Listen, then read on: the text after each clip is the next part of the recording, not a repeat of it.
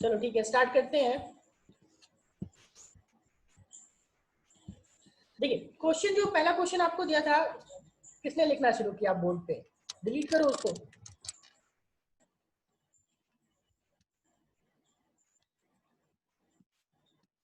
जिन्होंने भी लिखा है बोर्ड पे, डिलीट कीजिए उसको।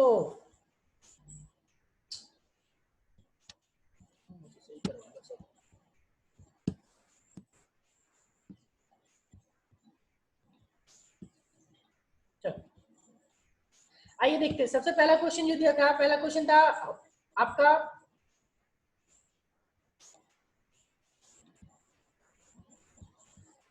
Electric potential due to hollow sphere, ठीक है, या फिर पोटेंशियल डायरेक्ट लिखता हूं मैं, potential due to hollow sphere, ठीक है।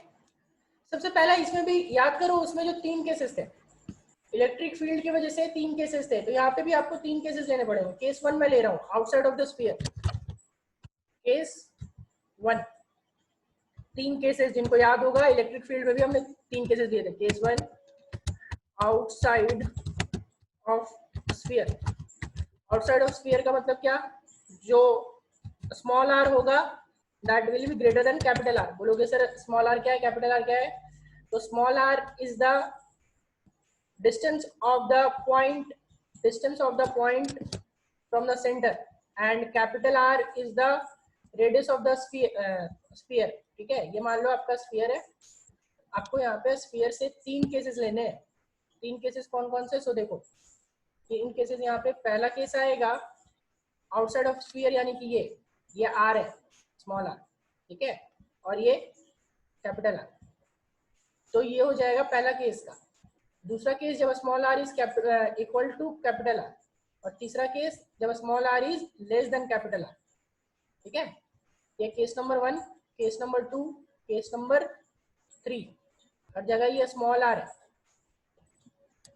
सारे की वैल्यू ये स्मॉल आर, ये स्मॉल आर, ठीक है। तो जब outside of sphere outside of sphere लेंगे, और इस पे चार्ज जो है ना वो पूरी तरह से यूनिफॉर्मली डिस्ट्रीब्यूटेड है, यहाँ प्लस चार्ज पूरे में यूनिफॉर्मली डिस्ट्रीब्यूटेड है। याद करो स्फीयर, हॉलो स्फीयर। लेकिन ध्यान रखिएगा, ये चूंकि हॉलो स्फीयर है, तो हॉलो स्फीयर में अंदर नहीं होगा, सिर्फ और सिर्फ सरफेस पे होगा, सॉलिड नहीं है ये। सिर्फ और सिर्फ कहाँ पे? सरफेस पे। ये प्लस चार्ज चारों तरफ रहेगा, हर जगह पे। मैं कहीं कहीं बना नहीं रहा हूँ, इसका मतलब ये नहीं है कि वहां पे नहीं है, ये हर जगह है, उसके स्फीयर के सरफेस पे हर जगह पे ये है, ठीक है।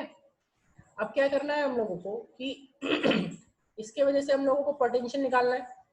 तो पोटेंशियल निकालना है तो ऑलरेडी आपको तरीका बताया था लास्ट क्लास में, जो डेरिवेशन करवाया था, E equals to minus dv/dr, और फाइनल जो था वो V निकाला था, इंटीग्रेशन माइनस EdR। आपको ये चीज निकालना है। तो सबसे पहले जब आप निकालोगे तो हम लोगों को यहाँ पे निकालना है, तो क्या निकालना है भाई? पोटेंशियल निकालना है।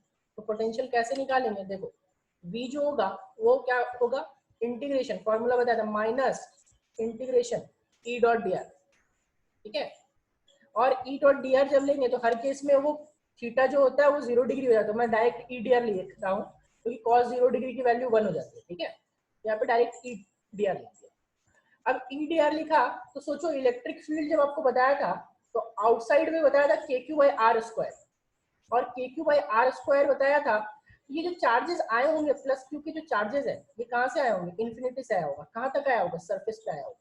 तो इंटीग्रेशन जो होगा वो इन्फिनिटी से आपका, वो कहाँ से कहाँ होगा? इन्फिनिटी से। ये कहाँ पे आया है? इस चार्ज का, यहाँ पे, ये जो सरफेस रहेगा ना वहां पे। तो इन्फिनिटी से कहाँ पे? Small are. तो इंटीग्रेशन हो जाएगा इन्फिनिटी से स्मॉल आर। क्यों? क्योंकि पहला केस का ये ले रहे आर वाला, केस वन का, तो इन्फिनिटी से आर। और आपको ऑलरेडी इलेक्ट्रिक फील्ड पता है, इलेक्ट्रिक फील्ड पता है क्या? के क्यू बाई आर स्क्वायर होता है, के क्यू बाई आर स्क्वायर, ठीक है। के क्यू बाई आर स्क्वायर, और इंटीग्रेशन क्या? D R. कहां से कहां तक बाबू? इन्फिनिटी से आर तक, ठीक है। देखिए तो इसमें से सब कुछ के क्यू जो होगा वो बाहर आ जाएगा, ये के क्यू आ जाएगा बाहर, और माइनस तो बाहर रहेगा ही।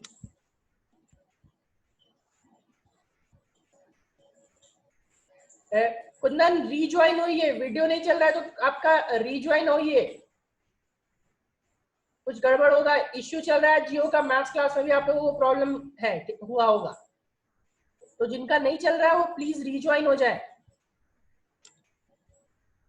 देखो ये इन्फिनिटी टू आर जाएगा, बचेगा क्या, 1/r² का इंटीग्रेशन, और 1/r² का इंटीग्रेशन डी आर। तो 1/r² का आपको पता है ऑलरेडी, r का पावर -2 + 1 बाई -2 + 1। यहाँ पे क्या करेंगे, माइनस के क्यू, ठीक है। और वाह, किसी को वीडियो नहीं चल रहा, किसी का आवाज नहीं आ रहा, गजब। कितने लोगों को आवाज आ रहा है, यस लिखिए तो जरा सा चैट में एक बार। जितने लोगों को आवाज आ रहा है चैट में एक बार यस लिखे।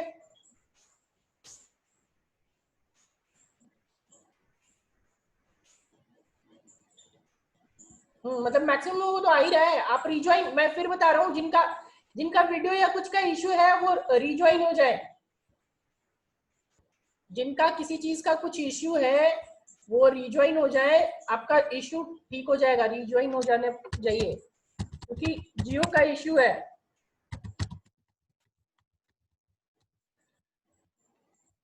चल ये माइनस के क्यू है, और माइनस के क्यू के बाद, जो माइनस के क्यू के बाद आपका क्या हो जाएगा, यहाँ पे इंटीग्रेशन करेंगे। इंटीग्रेशन करेंगे तो यहाँ पे इंटीग्रेशन हो जाएगा, तो क्या हो जाएगा, चलो वैल्यू पुट कर रहा हूं मैं। देखो r का पावर -2 + 1, बोलोगे -2 कहां से आ गया सर, तो ये पावर नीचे 2 है, ऊपर जाएगा तो क्या हो जाएगा, -2 हो जाएगा। -2 + 1 बाई -2 + 1, ठीक है, इंटीग्रेशन। अब ये वैल्यू कितनी पुट करनी है बाबू, देखो इन्फिनिटी टू r, ये क्या हो जाएगा, माइनस के क्यू, -2 + 1 इज माइनस, ये माइनस और ये माइनस मिलके हो जाएगा प्लस, बचा क्या के क्यू।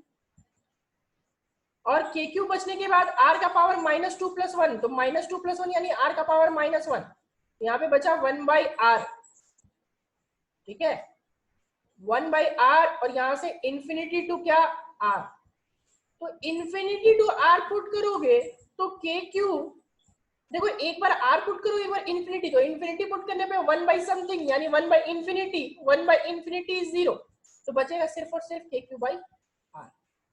तो बाहर जो फॉर्मूला हो जाएगा आपका वो हो जाएगा v का वैल्यू के क्यू बाई r, ठीक है, v का वैल्यू क्या हो जाएगा, के क्यू बाई r, कहाँ पे, r डिस्टेंस पे, आउटसाइड द सरफेस।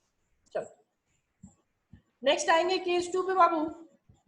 केस 2 पे आ जाएगा आपका on the surface of, case 2 आएगा on the surface of a sphere।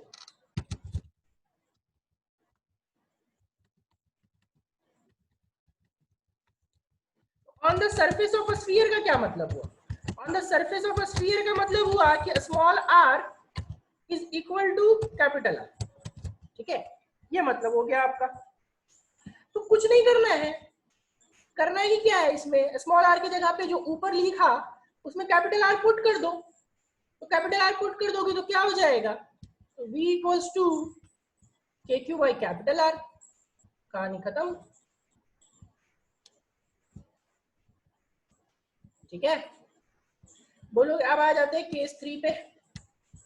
कैसे हुआ के क्यू बाई, भाई कुछ नहीं किया है, ऊपर वाले में जो इक्वेशन था, ये जो इक्वेशन डिराइव किया इसमें, यहाँ पे देखो अभी रेड कलर का डॉट आ रहा है, ये वाला, इसमें बस स्मॉल r की जगह पे कैपिटल R पुट कर दिया, सिंपल सी चीज इतनी थी, ठीक है।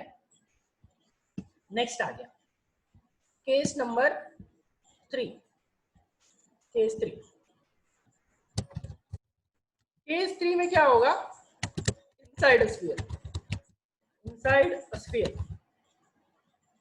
ठीक है। इनसाइड स्फीयर यानी कि small are is less than capital small are is less than capital R. तो याद करो, बताया था ऑलरेडी कि हॉलो स्फीयर के अंदर कोई चार्ज नहीं होता, सारा का सारा चार्ज बाहर होता है। तो जब चार्ज ही नहीं होता हॉलो स्फीयर के अंदर तो इलेक्ट्रिक फील्ड जीरो, और इलेक्ट्रिक फील्ड जीरो तो पोटेंशियल क्या होगा आप लोग बता सकते हैं? पोटेंशियल भी क्या होना चाहिए? जीरो। वाह वाह, गुड गुड। सब नालायक है, सब नालायक है, कुछ लोग नहीं है, चलो नहीं, हाँ ठीक है, एक का जवाब है। अच्छा एक बार बता, चलो चलो ठीक है ठीक है, ध्यान से सोचते, चलो देखते थोड़ा सा क्या हो रहा है, सो देखते हैं, ठीक है क्या हो रहा है सो देखते हैं। देखो तो v इक्वल्स टू वी हमने क्या फॉर्मूला पुट किया बाबू? Minus integration E D R, ठीक है चलो ठीक है। अब इलेक्ट्रिक फील्ड जीरो, तो बताओ तो जरा सा जीरो का इंटीग्रेशन, क्या जीरो का इंटीग्रेशन बताओगे आप लोग?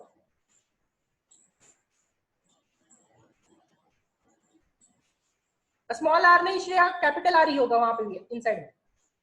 जीरो का इंटीग्रेशन बताओगे आप लोग? What is the integration of zero? Zero का integration is zero. No, zero का इंटीग्रेशन इज नॉट जीरो। सोचो सोचो, अभी इंटीग्रेशन पढ़ाऊं मैं बैठ के, इनफाइनाइट। हाँ चलो एक का जवाब आया है, पूजा का खाली आया है।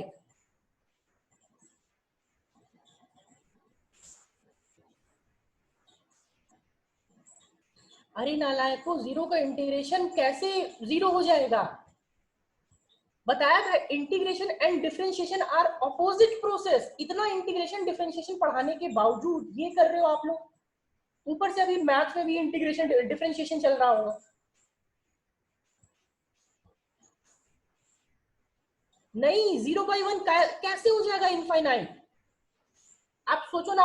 अच्छा 5 का डिफरेंशिएशन बताओगे? 5 का डिफरेंशिएशन बताओगे आप लोग? What is the differentiation of 5?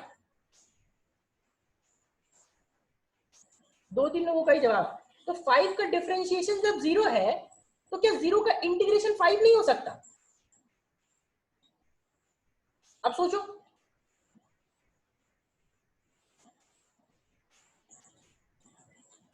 हाँ zero is constant, but constant का जीरो कांस्टेंट नहीं, आपका जीरो का इंटीग्रेशन कोई कांस्टेंट होगा। तो वही समझाने की कोशिश कर रहा हूं कि कोई भी कांस्टेंट हो सकता है। मेरी बात को समझना, आप 5 को डिफरेंशिएट करो, 10 को डिफरेंशिएट करो, 20 को डिफरेंशिएट करो, 10,000 को डिफरेंशिएट करो, एनीथिंग, कोई भी कांस्टेंट, उसका डिफरेंशिएशन विल बी जीरो, ठीक है, उसका डिफरेंशिएशन विल बी जीरो। यानी कि डिफरेंशिएशन जीरो है और डिफरेंशिएशन इंटीग्रेशन ऑपोजिट प्रोसेस है, तो जीरो का इंटीग्रेशन कोई भी कांस्टेंट हो सकता है।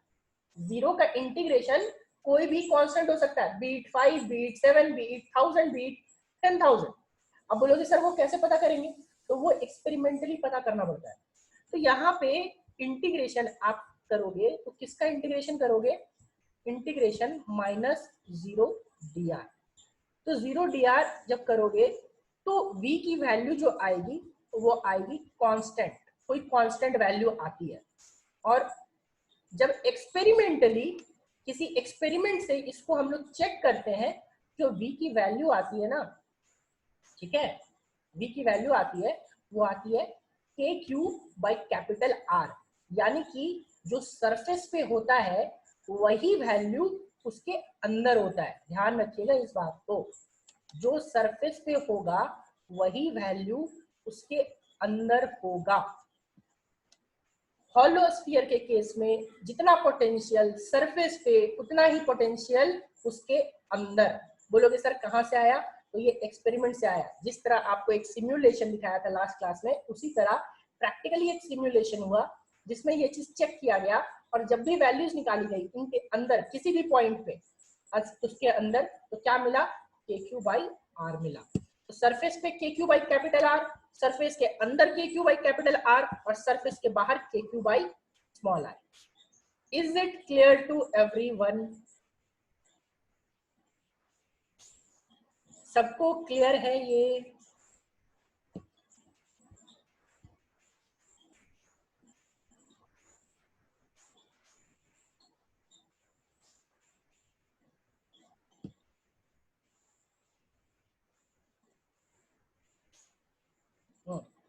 चलो ठीक है.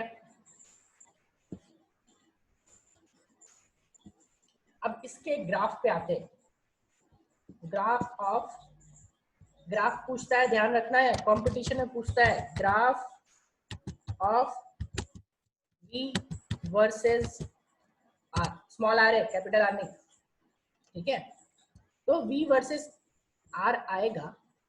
तो यहाँ पे हम लोगों के पास दो केसेस है, ध्यान से देखिएगा मेरी बात को. जो V की वैल्यू है वो V की वैल्यू है कितनी? KQ by capital R. कहां तक? KQ बाई कैपिटल आर है. और KQ बाई कैपिटल आर कहां से कहां तक है? जब R लेस देन या फिर बराबर इक्वल टू R था. ठीक है, और जो V की वैल्यू थी वो कितनी?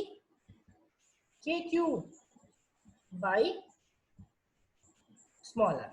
ये कब? जब R small r greater than capital R. ठीक है, ये वैल्यू देखो कांस्टेंट है, ये वैल्यू पूरा का पूरा कांस्टेंट है. तो कांस्टेंट कहां तक है? ध्यान से मेरी बात को सुनिएगा. कांस्टेंट का वैल्यू याद करो. अगर मैं आपको y इक्वल्स टू 5 का ग्राफ बनाने दूं तो y इक्वल्स टू 5 का ग्राफ आप बनाओगे तो ऐसा कुछ ग्राफ बनेगा, ये यहां से ऐसा. ठीक है, और इसकी वैल्यू कितनी? 5. ठीक है, ऐसा कुछ ग्राफ आता है. सबको याद आ रहा है कुछ? अगर मैं ऐसा ग्राफ कुछ प्लॉट करने दूं तो ऐसा आता है कि नहीं? y इक्वल्स टू 5 का ग्राफ ऐसा ही आएगा ना, कि गलत बना रहा हूं मैं?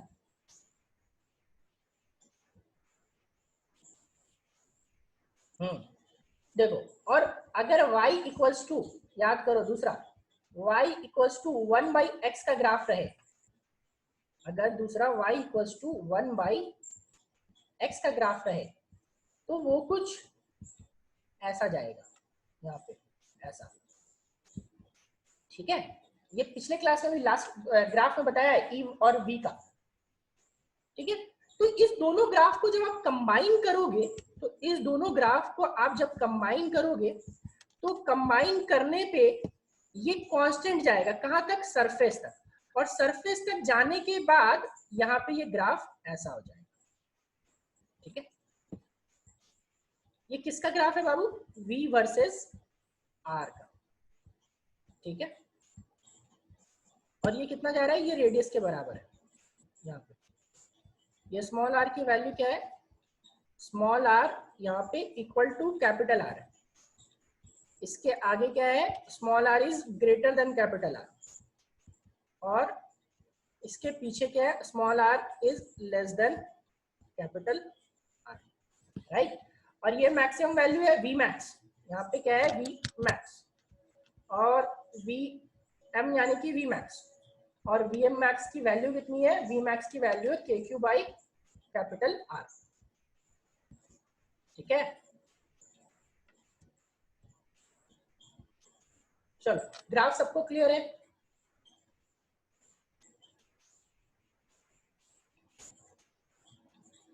ग्राफ समझ आया सबको? कोई दिक्कत?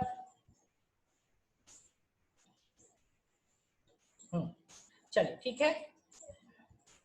इसी में ध्यान रखिएगा, याद कीजिए, इलेक्ट्रिक फील्ड का भी ग्राफ कुछ ऐसा ही था. इलेक्ट्रिक फील्ड का ग्राफ भी कुछ ऐसा ही था, बट ये वाला पार्ट ध्यान से देखो, मैं बता रहा हूँ, जो अभी आपको रेड कलर के लाइन से दिखेगा, ये वाला पार्ट गायब था उसमें, क्योंकि इलेक्ट्रिक फील्ड हॉलो स्फीयर के अंदर 0 था, इसलिए ये पार्ट गायब था. निकाल के देखना जब बताया होगा. ठीक है, चलो अब आते हैं हम लोग नेक्स्ट क्वेश्चन पे. जो नेक्स्ट क्वेश्चन था हम लोगों का, यहाँ पे पहला क्वेश्चन आपका खत्म हो गया. नेक्स्ट क्वेश्चन जो हम लोगों का था, नेक्स्ट क्वेश्चन क्या दिया था?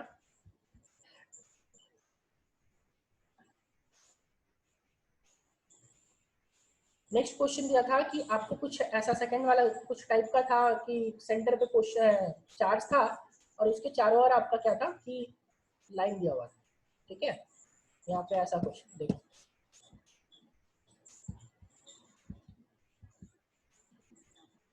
ऐसा सर्कल दिया हुआ था,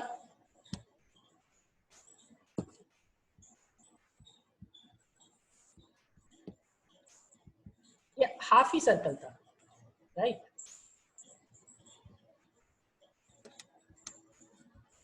और इसके सेंटर पे एक चार्ज रखा हुआ था, कुछ क्यू चार्ज,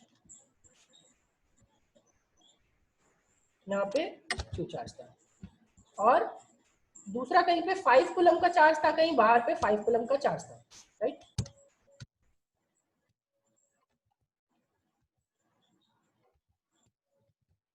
पूछ रहा है कि वर्क डन जो होगा कितना होगा आपका इक्विपोटेंशियल सरफेस, ये तो इक्विपोटेंशियल सरफेस था, तो यहाँ पे इक्विपोटेंशियल सरफेस पे एक बार लेकर के आया, ये पॉइंट शायद मैंने ए दिया होगा, दिस पॉइंट,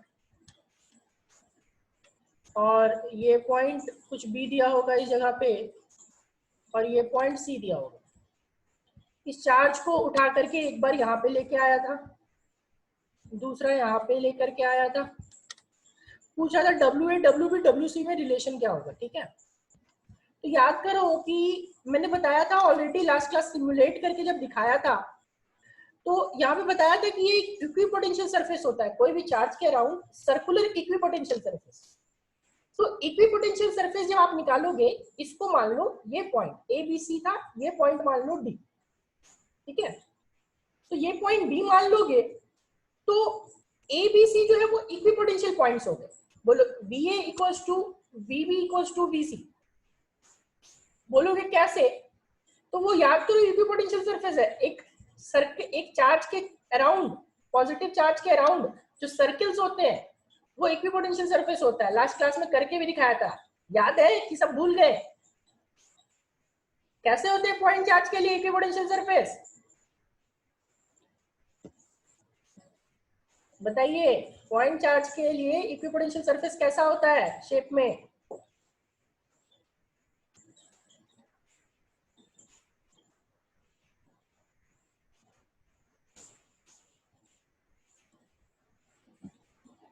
सिर्फ 2 ही लोगों को पता है, बाकी लोगों को नहीं पता।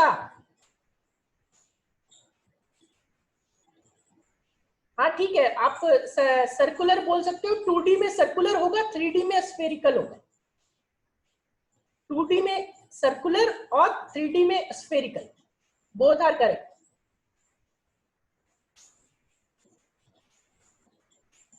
ठीक है, जो लोग सर्कुलर बोल रहे हैं वो भी ठीक है, जो लोग स्फेरिकल बोल रहे हैं वो भी ठीक है। 2D में सर्कुलर, 3D में स्फेरिकल, ठीक है। तो ये वी है। और दूसरा बताएंगे लाइन चार्ज के लिए कैसा होगा? लाइन चार्ज के लिए कैसा होगा?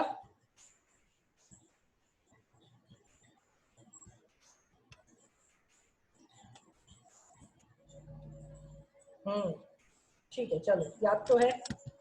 देखो, अब हम लोग को निकालना है सबसे पहले वर्क डन थ्रू ए। तो वर्क डन थ्रू ए निकालेंगे तो याद करो जो वैल्यू होती है वो होती है Q B B minus B A, ठीक है। Q potential of final, final potential क्या है? ए है, और इनिशियल पोटेंशियल क्या था? डी था। तो वर्क डन एट ए हो जाएगा V A minus V D. Work done at B निकालेंगे, तो वर्क डन एट बी निकालेंगे तो क्या हो जाएगा बाबू? देखो क्यू, तो क्यू की जगह पे यहाँ पे मैं क्यू की वैल्यू, ये स्मॉल क्यू अलग होगा, ठीक है। एक मिनट, जस्ट थोड़ा सा गड़बड़ कर दिया। ये क्यू की जगह पे फॉर्मूला क्या होता है? वर्क डन आपका होता है Q V B minus B A, ठीक है। Q V final minus V initial, right. ये फॉर्मूला आपके पास होता है, यही फॉर्मूला हम लोग हर जगह लगाएंगे। तो फाइनल की जगह पे और क्यू की जगह पे कितना चार्ज है? 5 है, तो यहाँ पे लिखेंगे 5 times of V final. Final कहां तक पहुंचा? ए पे पहुंचा फाइनल, तो क्या हो जाएगा? वी ए माइनस क्या? V B, final minus initial. ठीक है। नेक्स्ट बी निकालेंगे, तो बी निकालेंगे तो देखो तो 5 times of V A minus V D था, इस बार क्या होगा V B minus V D. ठीक है, चलो और तीसरा क्या हो जाएगा C W C work done by C 5 times of V C minus V D. और because of equipotential surface, because of equipotential surface, देखो ये तीनों बराबर है ना, इसको आप v मान लो, तो ये भी होगा v माइनस वी डी, ये भी होगा v माइनस वी डी, ये भी होगा v माइनस वी डी होगा। This can be written as what 5 times of v minus V D, 5 times of v minus V D. नीचे वाला WB भी निकालोगे, तो WB निकालोगे तो ये भी क्या हो जाएगा 5 times of v minus V D.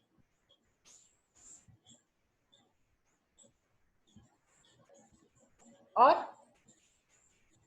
C वाला भी निकालोगे, तो C वाला भी निकालोगे तो क्या हो जाएगा 5 times of v minus V D.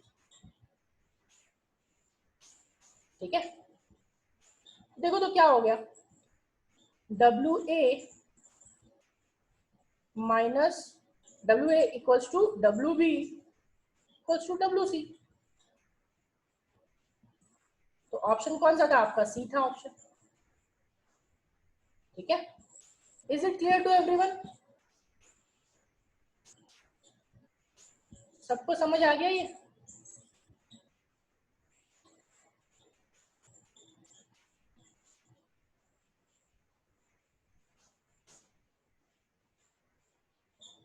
चलो ठीक है, बहुत अच्छी बात। चलिए अब देखिए क्वेश्चन थोड़ा सा कैसे घुमाता है तो मैं बताता हूँ कैसे। जेईई मेन में एक बार क्वेश्चन पूछा हुआ है, आप लोग खुद जवाब देंगे, मैं कुछ नहीं जवाब दूंगा, आप लोगों को जवाब देना है। अब मान लो ये सब कुछ नहीं दिया हुआ है, ये सारे कुछ नहीं दिया हुआ। अब हम लोगों ने 5 कूलम का चार्ज को लिया। क्वेश्चन ये है, ठीक है, क्वेश्चन को समझना। Question is if 5 coulomb of charge is taken from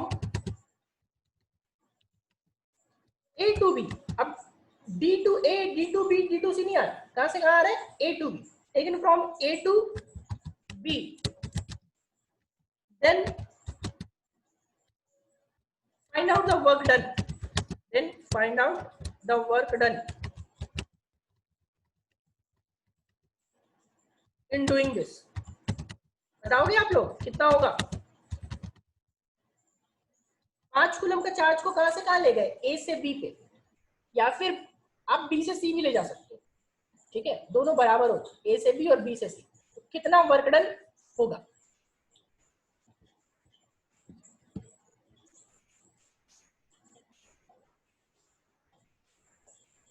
बताइए।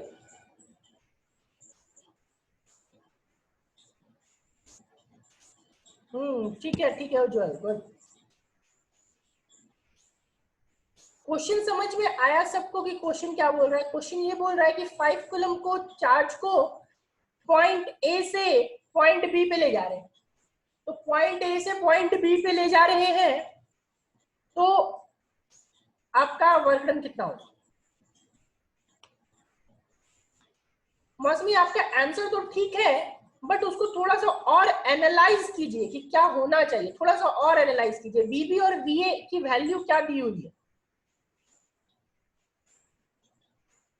W by pi R/2/2। नहीं नहीं कुंदन, थोड़ा सा गड़बड़ कर रहे हैं।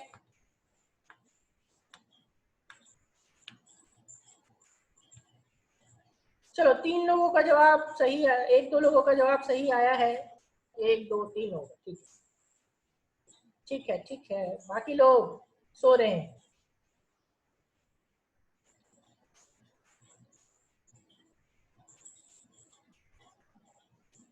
अरे नालायको, 0 होगा 0, कहीं भी ले जाओ, ये इक्विपोटेंशियल सरफेस है ना, इक्विपोटेंशियल तो पोटेंशियल तो सेम होगा ना, और पोटेंशियल सेम होगा तो आप कुछ भी कर लो, potential difference will be zero, और पोटेंशियल डिफरेंस इज जीरो तो वर्क डन इज जीरो। यहाँ पे देखो वर्क डन किस पे डिपेंड करता है, difference of potential V F minus V I, और जब यही जीरो हो जाएगा तो वर्क डन जीरो नहीं होगा। इनफैक्ट आप क्या करो कि एक को छोड़ दो, आप बी से ए ले जाओ, बी से सी ले जाओ, आप सी से इन बिटवीन ले जाओ, सी से कहीं यहाँ पे ले आओ, यहाँ पे ले आओ, यहाँ पे ले आओ, कहीं पे भी ले जाओगे तो work done will be zero. Mean आपका प्रॉपर्टी में लिखवाया नहीं था, बट ध्यान रखना, the work done in moving a charge through any point on equipotential surface is always zero.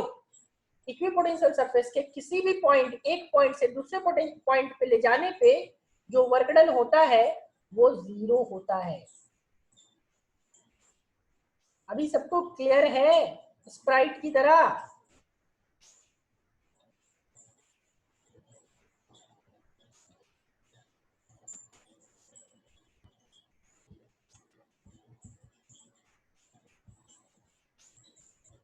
सबका जवाब नहीं आ रहा अभी भी?